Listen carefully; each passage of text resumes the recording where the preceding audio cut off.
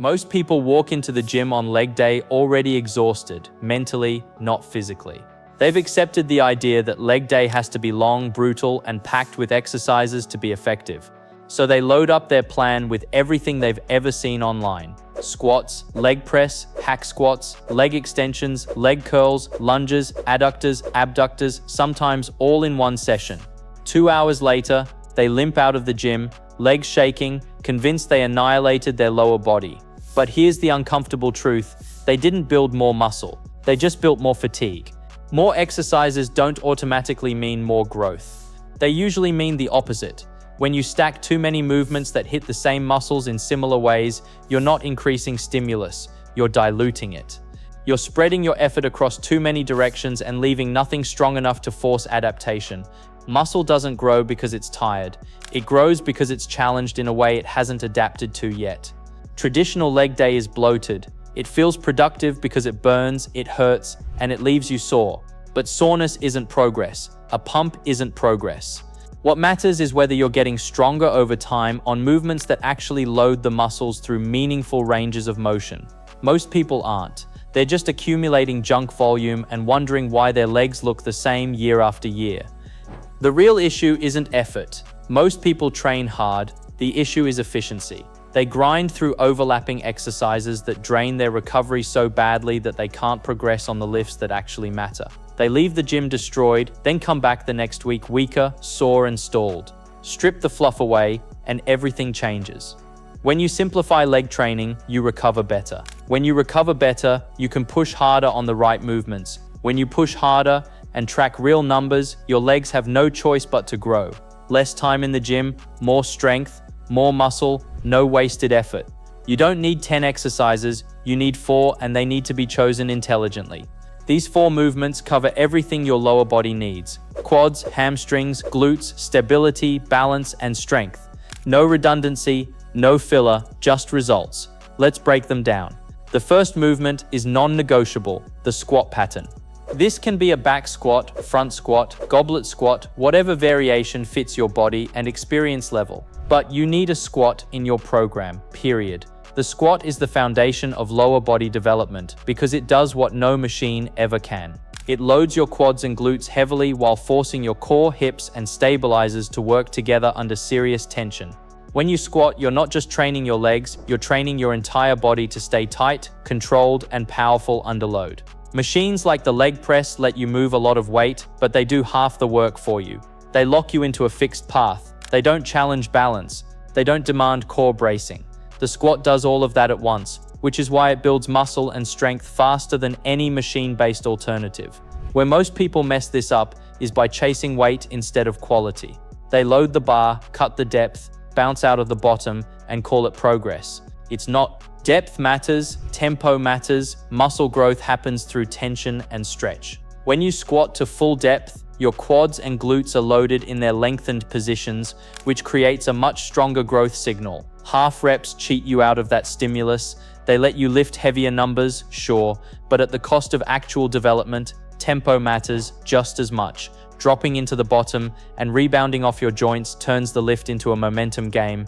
Control the descent, own the bottom position. If you can, pause briefly, then drive up with intent. That time under tension is what separates productive reps from wasted ones. You don't need a massive squat to build impressive legs. You need a controlled squat, done consistently with progressive overload and clean technique. And technique matters more than most people want to admit. Knees collapsing inward, heels lifting, lower back rounding. These aren't minor form errors. They're leaks. They redirect force away from muscle and into joints. Fix the movement first, earn the weight. That's how you build legs that actually grow and stay healthy. The squat is your anchor. Everything else supports it. The second movement is the hinge pattern. This is where most leg programs fall apart. People squat, some squat heavy, but they treat hinging as optional, or worse, they skip it entirely. That's a massive mistake because the hinge is what builds the back half of your legs, hamstrings, glutes, and the entire posterior chain. Romanian deadlifts, conventional deadlifts, stiff leg deadlifts, pick one, you need a hinge. While squats emphasize knee bend and load the quads, hinges shift the movement to the hips. Your hips move back, your torso leans forward, and the hamstrings and glutes take the load. It's a completely different stimulus, and without it, your lower body development is incomplete. Romanian deadlifts are ideal for most people because they keep constant tension on the hamstrings. You lower the bar under control, feel that deep stretch, then drive your hips forward to stand up. That eccentric stretch is gold for muscle growth. It's one of the strongest hypertrophy triggers there is. But this movement is butchered constantly. People bend their knees too much and turn it into a squat. Others round their lower back chasing depth they can't control. Both kill progress. A proper hinge starts with pushing your hips back, like closing a car door behind you. Knees stay soft, not bent. Your spine stays neutral. You should feel your hamstrings stretch before you even think about lifting the weight back up. At the top, you finish the rep by driving your hips forward and squeezing your glutes. If you're not feeling your glutes at lockout, you're not finishing the rep properly. The hinge teaches you how to use your posterior chain, something most quad-dominant lifters desperately lack. Fix this and everything improves. Your squat, your posture, your athleticism, and your injury resistance. The third movement is unilateral work. This is the most overlooked and one of the most important pieces of the puzzle. Bilateral lifts like squats and deadlifts are incredible, but they hide imbalances.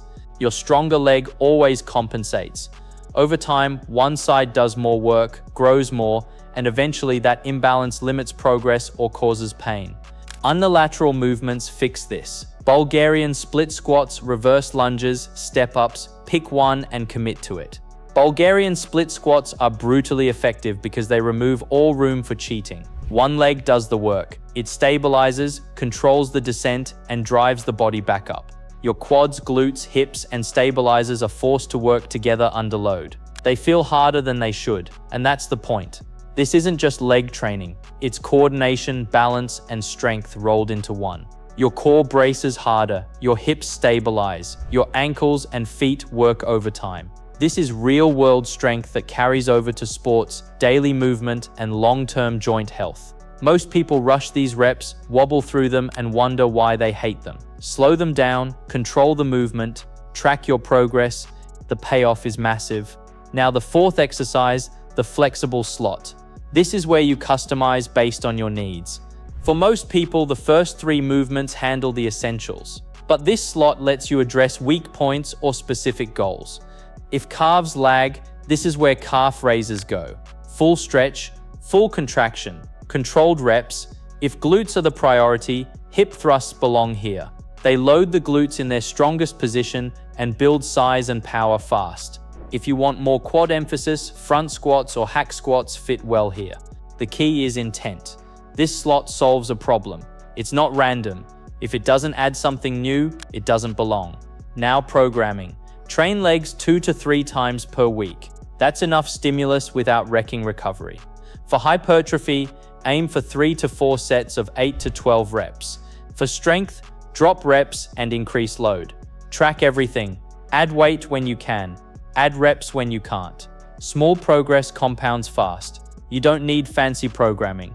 You need consistency, progression, and recovery. This approach works for almost everyone. Beginners grow fast. Intermediates break plateaus. Older lifters stay strong without destroying their joints. Stop overcomplicating leg day. Strip it down. Progress the basics. Your legs will respond because they have to.